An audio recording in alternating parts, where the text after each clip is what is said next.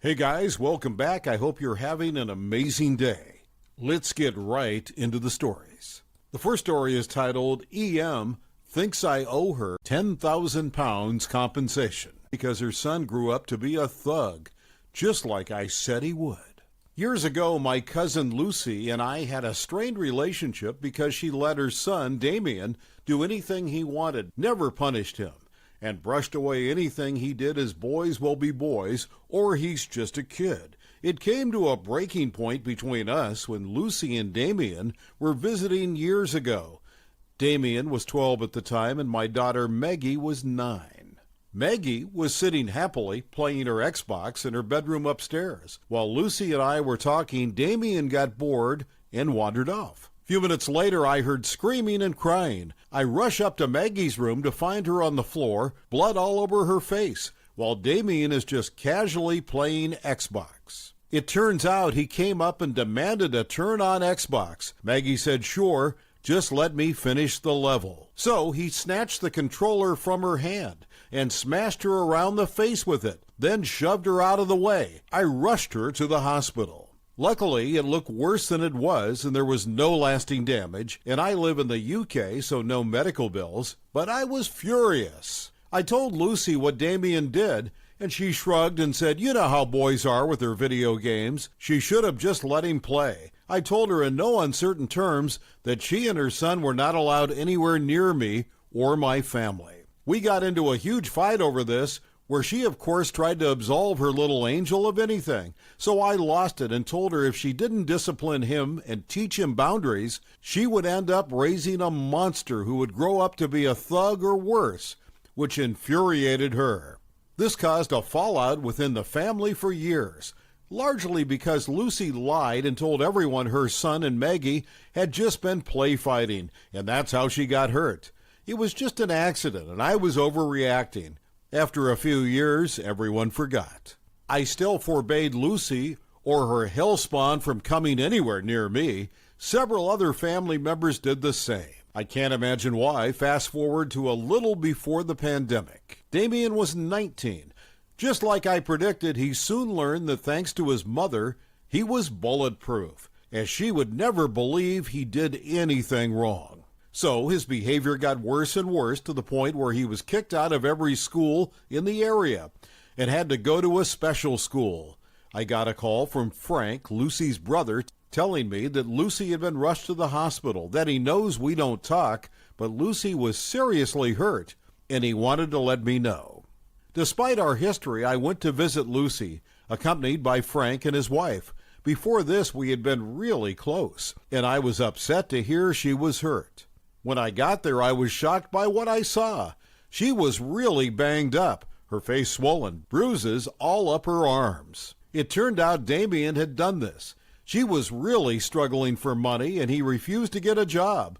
So she tried to lay down the law and tell him to get a job, or she was throwing him out. So he attacked her, almost dislocated her jaw. It was horrific.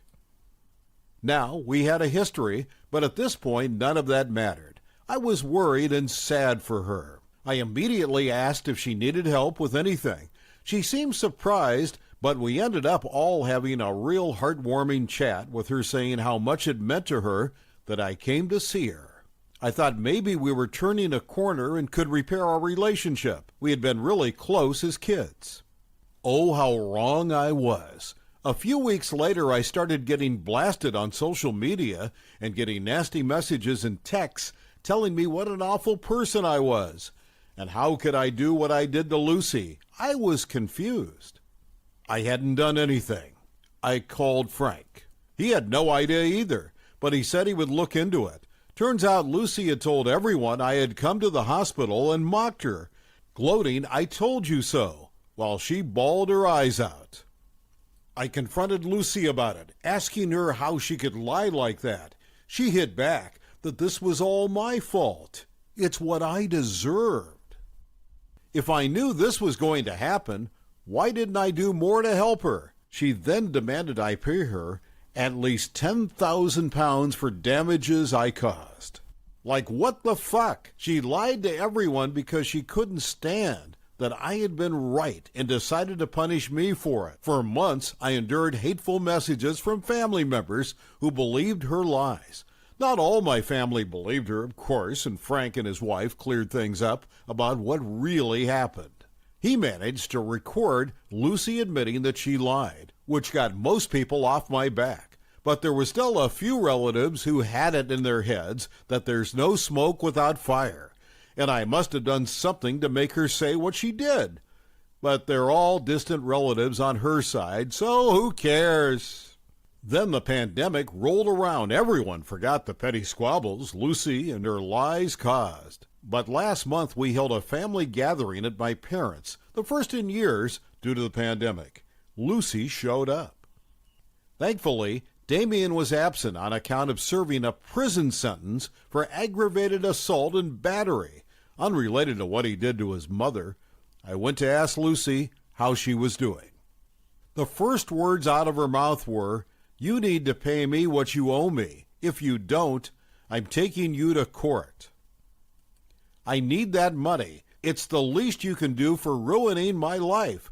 She followed me around the party demanding that I pay her, telling everyone who would listen that I had ruined her life. My, what a happy family reunion. The next story is titled, Steal Grandma's Land, Build an Illegal House, and Trespass on Our Property?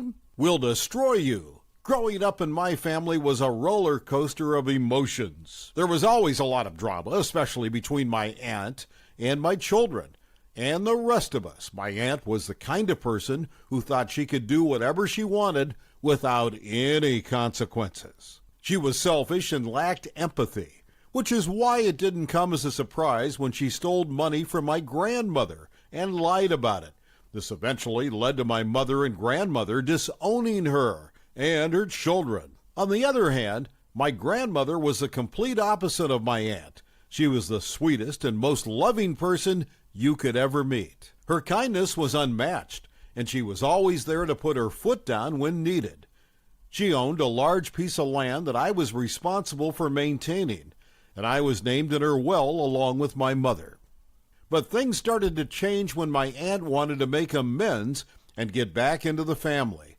She started taking care of my grandmother, who had grown weaker and needed help, and soon became a constant presence in her life. Despite her efforts to act like she had changed, I had a feeling that something was off. My instincts were right, and I discovered that she was putting small doses of a harmful chemical in my grandmother's food to make her feel sick, so she could appear as the one who was helping her.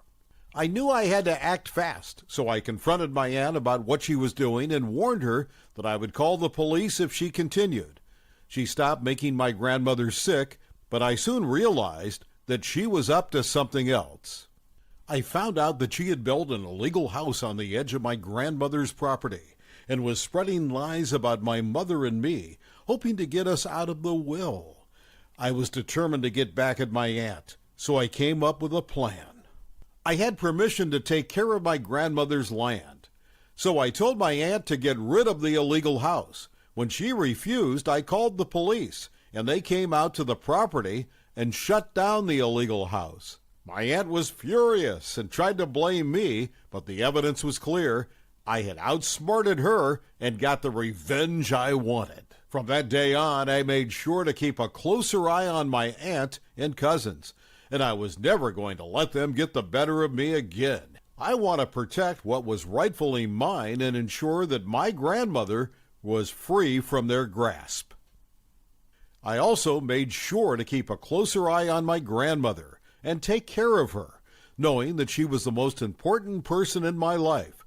She was the reason I had become the person I am today, and I was grateful for her love and support. However, my aunt's determination to get back at me grew stronger. She started spreading false rumors and lying to anyone who would listen, trying to tarnish my reputation. I was determined not to let her win, so I dug up all the evidence I could find of her illegal activities and presented it to the authorities. With the help of the police, I was able to bring her to justice and put an end to her reign of terror once and for all. In the end, I emerged victorious, having successfully defended my family's honor and protected what was rightfully ours. My grandmother was proud of me, and I was proud of myself for standing up for what was right. It was a long and difficult journey, but I wouldn't have changed a thing, because sometimes the greatest reward comes from getting revenge. The next story is titled, Crazy Karen at Starbucks Gets Kicked Out. So, this isn't my first post here, and I'm sure it won't be my last. I'm deaf and have been since I was 12. From then on, I learned sign language and really focused on learning how to lip read because all of my friends were hearing. Our story begins a couple of days ago when me and a good friend of mine, known each other for over 10 years, were in line at Starbucks. Honestly, I was pretty nervous as most of the time I just use mobile order because it's a lot less pressure on me and less time consuming for the barista. But of course, today my phone had died. Luckily, I had a friend with me to calm me down. There was a pretty long line, but we didn't mind and we just signed while we waited our turn. When I see the lady in front of us at the counter, I can tell she's angry as she's throwing her hands up in the air. But of course she's facing away from me so I don't get to know all the juice. I asked my friend to sign what she was saying so I could gossip with her. So she starts interpreting, and here's what went down. EP, you are honestly the worst cashier I have ever met. Where is your manager? Today's your last day at work, and I'm going to make sure of it. Barista, I'll be right back. Just let me go get my manager for you. In the meantime, just step right over here so these two ladies can get through. The barista turns around and leaves when the EP looks back at me and my friend. EP, of course. Starbucks is always putting something I didn't understand, yet I'm always put last. Me, I'm sorry, I can't hear you, I'm deaf. I said this while signing EP. So they're going to serve a retard over me. I've been waiting longer and they should really serve the normal people first, she said. Something after that, but I was so shocked that I stopped reading her lips. Friend, are you kidding me? She's just deaf and she deserves just as much respect as you. Don't start calling her abnormal just because she can't ducking hear, you cunt. The manager came in from the back to calm everyone down. EP apparently told the manager I was throwing up gang signs when my friend told him, she's ducking deaf. What do you want from her, lady? And then EP went off on the cashier for attempting to have other people cut her in line. EP was asked to leave, and my friend and I got our drinks for free. And man, did it feel good to wave at that idiot while she was huffing in her car with my free coffee. The next story is titled, Ruined My Crap Boss's Marriage. About 10 years ago, when I was 19, I worked for a regional grocery store in the meatpacking department. Pay was bad, and I had a second shift. I came in at 3 and left at 11. It wasn't a terrible job, all things considered. I had the meat room to myself so I could listen to music and really just not be annoyed by other employees. My duties when I showed up was to package more ground beef and other beef-based products and put them on the shelf. After 5, I also had to juggle working behind the deli counter. Well, shortly after getting hired, the boss of the meat department showed back up from vacation, and I was the new guy. Everything was fine at the beginning, but I found when I would clock in, the lady behind the counter, we'll call her V, wouldn't be there, and there would be a line. So I would clock in, spend the first 30 minutes of my shift doing her job. No problem. I actually liked that position. Well, after the line was done, I would almost always see Mr. Boss staring me down angry. I'm not doing my job. He would give me the rant about doing my duties unless customers needed my help, and they almost always did, but he wouldn't listen. Come to find out, the reason V isn't behind the counter is because her and Mr. Boss are having meetings in his office with the door closed. Not my husband or wife, not my problem. We continue in this dance of me covering her station and getting in trouble for it for a few weeks until an ice storm hits. I tell my boss I can't drive my car out and I'm waiting on a ride, so I might be a little late. He proceeded to fire me because this is the last straw. By the way, I hadn't had any write-ups. I agree it's fine because I hate this job anyway. Fast forward 2 years. I'm 21, and I'm celebrating with my friends at basically the only local bar in this terrible, tiny, crap-hole town. And when we walk in, who do we see? Why, if it isn't Mr. Boss, and not V, but his wife. He looks at me and tries to act like it's a happy coincidence. I sit down, tell him it's my 21st. He buys me a beer as a gift, and I chat him up. Enter my revenge. I introduce myself to his wife and tell her how he treated me, talking about how I would cover the deli counter almost every shift for half an hour and then get in trouble for it because it wasn't my job. No matter how many times I tried telling Mr. Boss I wouldn't have to cover deli if he and V weren't having their daily locked-door meetings in his office. She looked at him and looked at me and couldn't say a word. It could be read as crappy. But then his wife was super polite and friendly, and not in that crappy Southern religious style, but a genuinely nice person. I'm glad I could help pull the wool to let her know her husband is a complete garbage person. The last story is titled, I Hate People. So, some backstory. I work at a low-volume, high-price restaurant. Since we don't make a lot, we end up selling out some of our stuff occasionally.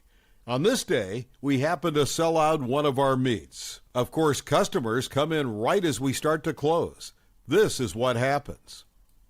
Customer, can I get one of your meat sandwiches? Me, I'm sorry, we actually sold out of that today. Customer, you're joking. What time do you close? Me, in about 5 minutes.